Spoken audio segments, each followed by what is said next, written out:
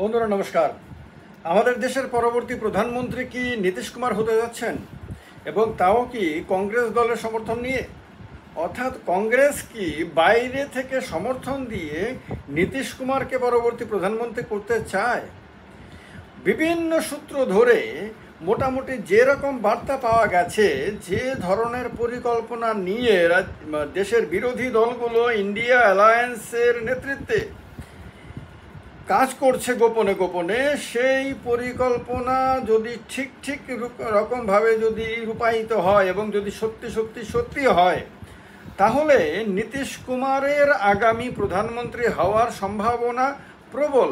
এবং সেই সরকার হবে ইন্ডিয়া অ্যালায়েন্সের সরকার, এবং সেই সরকারের সমর্থনকারী সবচেয়ে বড় দল হবে ভারতের জাতীয় কংগ্রেস, এবং সেই সরকারের বাইরে থেকে সমর্থন দেবে কংগ্রেস দল। কারণ যে ধরনের খবর পাওয়া যাচ্ছে তাতে জানা যাচ্ছে যে কংগ্রেস চাইছে যে আগামী যে সরকারটা তারা করতে চায়, ইন্ডিয়া অ্যালায়েন্সের সরকার করতে চায়, সেই সরকারে কংগ্রেস দল যাতে সরকারে অংশ না নেয়। কংগ্রেস বাইরে থেকে সমর্থন দেবে এবং এই সরকারকে ম্যাক্সিমাম দিন সরকারকে চালিয়ে যেতে সাহায্য করবে। রাহুল গান্ধীও প্রধানমন্ত্রী হবে না, মল্লিকার্জুন খড়গেও প্রধানমন্ত্রী হবেন না। সেক্ষেত্রে তারা চাইছে যে নীতিশ কুমারের মতন কেউ যদি নেতৃত্ব দেয়, প্রধানমন্ত্রিত্ব করে, তাহলে সেই সরকারের স্থায়িত্ব বেশি হবে। আর এইটা কেন, এই চালটা চালার চেষ্টা হচ্ছে কেন? কারণ হলো নীতিশ কুমারের দলের কেসি ত্যাগী ইতিমধ্যে বলে দিয়েছেন যে নীতিশ কুমারের কাছে প্রধানমন্ত্রিত্বের অফার এসেছিল। আবার কংগ্রেস দল থেকে বলা হয়েছে যে এরকম কোনো অফার আসেনি। তাহলে কেন কেসি ত্যাগী এই কথা বলেছে যে বিজেপির ওপরে চাপ প্রয়োগ যাতে করা যায় এবং ভালো ভালো দপ্তর মন্ত্রকগুলো যাতে পাওয়া যায়। কিন্তু দেখা গেল যখন দফতর বন্টন হলো বা মন্ত্রক যখন বন্টন হলো, তখন অতীব গুরুত্বপূর্ণ মন্ত্রকগুলোর একটাতেও নীতিশ কুমারের পার্টি জেডিইউকে দেওয়া হয়নি, একটাতেও তেলুগু দেশম পার্টিতে দেওয়া হয়নি। অর্থমন্ত্রক দেওয়া হয়নি, স্বরাষ্ট্র মন্ত্রক দেওয়া হয়নি, বিদেশ মন্ত্রক দেওয়া হয়নি, তারপর প্রতিরক্ষা মন্ত্রক দেওয়া হয়নি। এইসব অতীব গুরুত্বপূর্ণ মন্ত্রকগুলো তাদের কাউকে দেওয়া হয়নি। এমনকি সড়ক পরিবহন, সড়ক উন্নয়ন দপ্তরও তাদেরকে দেওয়া হয়নি। তো এতে তারা ভেতরে প্রচণ্ড ক্ষুব্ধ। তো এইরকম এই যে দর কষাকষি করার জন্য বলেছিল এটা, আবার এর মাধ্যমে ইন্ডিয়া অ্যালায়েন্সকেও বার্তা দেওয়ার চেষ্টা করেছে কেসি ত্যাগী যে ভাই, যদি প্রধানমন্ত্রিত্বের অফার দাও আমাদের, তাহলে কিন্তু আমরা চিন্তা ভাবনা করতে পারি। ফলে দুই দিকেই, একদিকে বিজেপিকে যে ভালো যদি মন্ত্রক না দাও, ভালো যদি আমাদের কথা যদি তুমি না শোনো, তাহলে কিন্তু খেয়াল রাখো আমরা ওইদিকে যেতে পারি। আবার ইন্ডিয়া অ্যালায়েন্সকে বুঝিয়ে দেওয়া হয়েছে ভালো অফার পেলে আমরা ওইদিকে যেতে পারি। ফলে একটা দারুণ একটা খেলা ইতিমধ্যেই নীতিশ কুমারের দল খেলে নিয়েছে। এখন কথা হলো যে মন্ত্রক সুবিধা মতো মন্ত্রক, পছন্দ মতো মন্ত্রক না পাওয়াতে তারা অসন্তুষ্ট, এটা সমস্ত মিডিয়া রিপোর্টে বেরিয়ে আসছে। পাশাপাশি এই রকম ক্ষোভ তৈরি হয়েছে তেলুগু দেশম পার্টিতেও, তারাও তাদের পছন্দসই মন্ত্রক না পাওয়াতে তারা ক্ষুব্ধ। শুধু তা না, এখন লোকসভার স্পিকার পদটাও তাদেরকে না দেওয়ার ফোন দিয়ে এটেছে বিজেপি। সুতরাং তাদের সঙ্গেও মনোমালিন্য ইতিমধ্যেই শুরু হয়ে গেছে।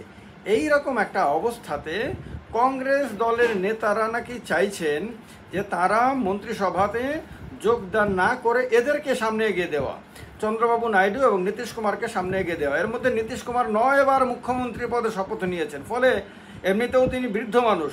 তারপরে 9 বার মুখ্যমন্ত্রিত্বের শপথ নেওয়া ব্যক্তি, মুখ্যমন্ত্রিত্ব যথেষ্ট পরিমাণ বিশাল সময় তিনি করে ফেলেছেন। এখন তার মনের মধ্যে এই বৃদ্ধাবস্থায় জীবনে একবার প্রধানমন্ত্রী হওয়ার স্বপ্ন থাকতেই পারে। নরেন্দ্র মোদীকে সমর্থন করে বেশি দিন থাকলে পরেও তিনি প্রধানমন্ত্রী হতে পারবেন না বিজেপির সমর্থন নিয়ে। তার কাছে প্রধানমন্ত্রী হওয়ার সুযোগ একমাত্র কংগ্রেস নেতৃত্বাধীন ইন্ডিয়া অ্যালায়েন্স পূরণ করতে পারে। তো এই রকম একটা অবস্থাতে নীতিশ কুমারকে এগিয়ে দিতে চাইছে বিরোধী ইন্ডিয়া জোট, যাতে নীতিশ কুমারই প্রধানমন্ত্রী হয়। আর কেন চাইছে না কংগ্রেস মিডিয়া রিপোর্ট অনুযায়ী যে মন্ত্রিসভায় যেতে? কারণ সেই ক্ষেত্রে মন্ত্রিসভাতে যে সুযোগ রয়েছে সেগুলো ম্যাক্সিমাম অন্য ছোট ছোট দলগুলোর মধ্যে বন্টন করা যাবে। সেক্ষেত্রে ডিএমকেও হয়তো অত বেশি দাবি করবে না, সেই ক্ষেত্রে হয়তো উদ্ধব ঠাকরের দলও হয়তো অত বেশি দাবি করবে না, কিন্তু পশ্চিমবঙ্গে মমতা বন্দ্যোপাধ্যায়ের দল যথেষ্ট পরিমাণে দাবি করবে। সুতরাং টিএমসিকে এখানে স্যাটিসফাই করা যাবে, সেখানে আপনার টিডিপিকে, জেডিইউকে, এমনকি একনাথ শিন্দের শিবসেনা যদি তাদের 7 জন এমপি নিয়ে যদি চলে আসে, তাহলে তারাও কিন্তু এখন মোদী সরকারের ওপর খুশি না। তারাও তাদের পছন্দ মতন আপনার সিট তারা না পাওয়াতে মন্ত্রিসভাতে তারাও কিন্তু অখুশি রয়েছে, এবং সেটা তারা ঘুরিয়ে ফিরিয়ে প্রকাশও করে দিয়েছেন। তাদেরকেও স্যাটিসফাই করা যাবে। সেখানে আপনার এনসিপির প্রফুল্ল প্যাটেলকেও ক্যাবিনেট বার্থ দেওয়া যাবে। এই রকম যাদেরই দরকার মন্ত্রিসভাতে বেশি সংখ্যক সিটও দেওয়া যাবে তাদেরকে, এবং উপযুক্ত মন্ত্রকও তাদেরকে দেওয়া যাবে। ফলে কংগ্রেসের যে প্রথম যে কমিটমেন্ট সেটা হলো বিজেপিকে ক্ষমতাচ্যুত করা। তো বিজেপিকে ক্ষমতাচ্যুত করার যে উদ্দেশ্য সেটাও কংগ্রেসের সার্থক হয়ে যাবে, আর এদেরকে খুশি করে ম্যাক্সিমাম সময় এদেরকে ইন্ডিয়া অ্যালায়েন্সে ধরে রাখা যাবে। তো এর জন্য একটা নতুন পরিকল্পনা নিয়ে আপনার কাজ শুরু করেছে ইন্ডিয়া অ্যালায়েন্স, এবং এর মধ্যে কংগ্রেসের বড় ভূমিকা আর কথা শোনা যাচ্ছে মিডিয়া রিপোর্টগুলোকে যদি আমরা বিশ্লেষণ করি তাহলে। এবং সেটাই হলো বিজেপির কাছে এই মুহূর্তে সবচেয়ে বড় চ্যালেঞ্জ, কারণ বিজেপির পক্ষে কোনোভাবেই নীতিশ কুমারকে প্রধানমন্ত্রিত্ব দেওয়া সম্ভব না। বিজেপির পক্ষে অর্থমন্ত্রকের মতন, স্বরাষ্ট্রমন্ত্রকের মতন, তারপরে আপনার প্রতিরক্ষা মন্ত্রকের মতন, বিদেশ মন্ত্রকের মতন এই গুরুত্বপূর্ণ মন্ত্রকগুলো আপনার বিরোধীদের অন্য সহযোগীদের দেওয়া সম্ভব না। এমনকি আরও যে অতীব গুরুত্বপূর্ণ মন্ত্রকগুলো রয়েছে প্রায় সব মন্ত্রকে বিজেপি নিজের হাতে রেখে দিয়েছে।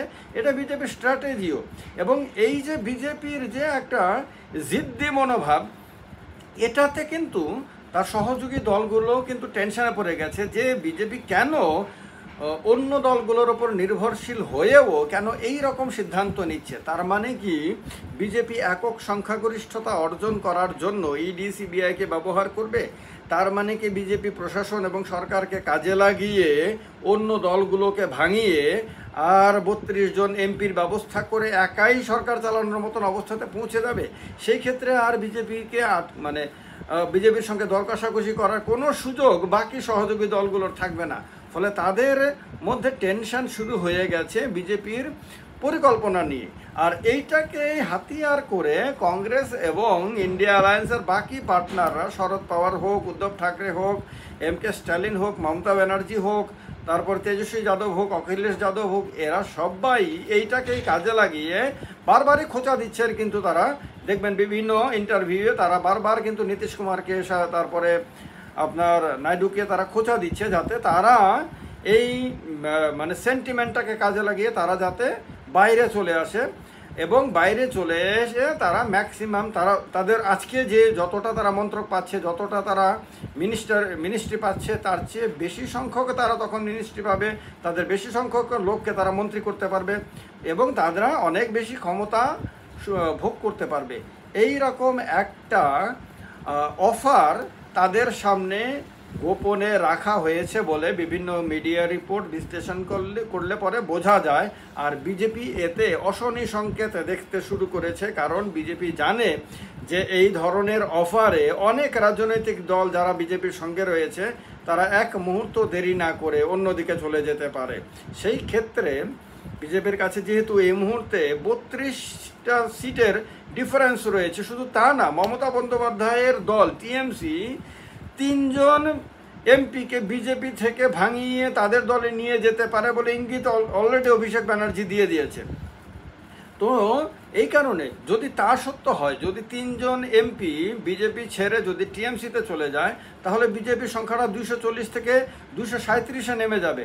তাহলে সেইখানে 32-এর জায়গায় 35-এ চলে যাবে আপনার সংখ্যাগরিষ্ঠতা থেকে দূরের সংখ্যা। ফলে চ্যালেঞ্জ দিন দিন বাড়তে থাকবে। এই কারণে বিজেপির কাছে এখন অল্প সময়ের মধ্যেই তাকে যে কোনোভাবেই সংখ্যাগরিষ্ঠতা অর্জন করার জন্য চেষ্টা করতে হবে। আর এই কারণেই বিরোধীরা বুঝে গেছে যে বিজেপিকে এখনই আটকাতে হবে, এখনই না আটকাতে পারলে আগামী দিনে পুরো ব্যবস্থাটাই হাতছাড়া হয়ে যেতে পারে। তার কারণে তারা নীতিশ কুমার, নাইডু এদের কাছে এরকম অফার দিয়েছেন। আর মনে রাখবেন নীতিশ কুমার কখন কি করে, নীতিশ কুমারের ডান হাত কি করে তার বাঁ হাত জানে না, বাঁ চোখ কি করবে ডান চোখ কি করবে বাঁ চোখ জানে না, এরকম কথা প্রচলিত রয়েছে। এই রকম একটা অবস্থাতে নীতিশ কুমার হঠাৎ কোন দিন কখন কি সিদ্ধান্ত নেন গ্যারান্টি দিয়ে কেউ বলতে পারে না। যে নীতিশ কুমার নরেন্দ্র মোদীর পা পর্যন্ত ছোঁয়ার চেষ্টা করেছেন, নরেন্দ্র মোদীকে 5 বছর পূর্ণ সমর্থন দেওয়ার কথা বলেছেন, এই সব কথা নীতিশ কুমার যখন যার সঙ্গে যায় তখন তাকে ঘুরিয়ে ফিরে এই ধরনেরই আবেগপূর্ণ কথা বলেন।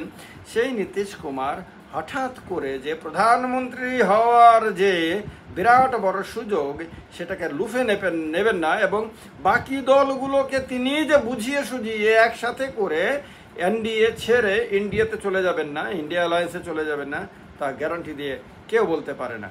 যদি তা হয় বোধহয় অবাক হওয়ার মতন কোনো বিষয় থাকবে না ভারতবাসীর কাছে। সেটা আদতেই হয় কিনা সেটাই দেখার বিষয়। কিন্তু আপনাদের কি মনে হয়? আপনাদের কি মনে হয় নীতিশ কুমার শেষ পর্যন্ত ইন্ডিয়া অ্যালায়েন্সে যাবেন এবং তিনি পরবর্তী প্রধানমন্ত্রী হবেন?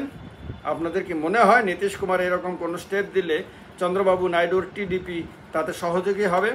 আপনাদের কি মনে হয় একনাথ শিন্দের শিবসেনা সেক্ষেত্রে এগিয়ে আসবে, বা শিবসেনা ভেঙে 7 জন এমপি বা তাদের মধ্যে একটা অংশ বেরিয়ে আসবে? আপনাদের কি মনে হয় নির্দল এবং অন্য যে যারা রয়েছে, সে ওয়াইএসআর কংগ্রেস থেকে শুরু করে যারা যারা রয়েছে তারাও কি সেক্ষেত্রে এগিয়ে আসতে পারে ইন্ডিয়া অ্যালায়েন্সের যে উদ্যোগে? কমেন্ট বক্সে অবশ্যই কমেন্ট করে জানাবেন। ভালো লাগলে ভিডিওটা লাইক এবং শেয়ার অবশ্যই করবেন। ভালো থাকবেন। জয় হিন্দ।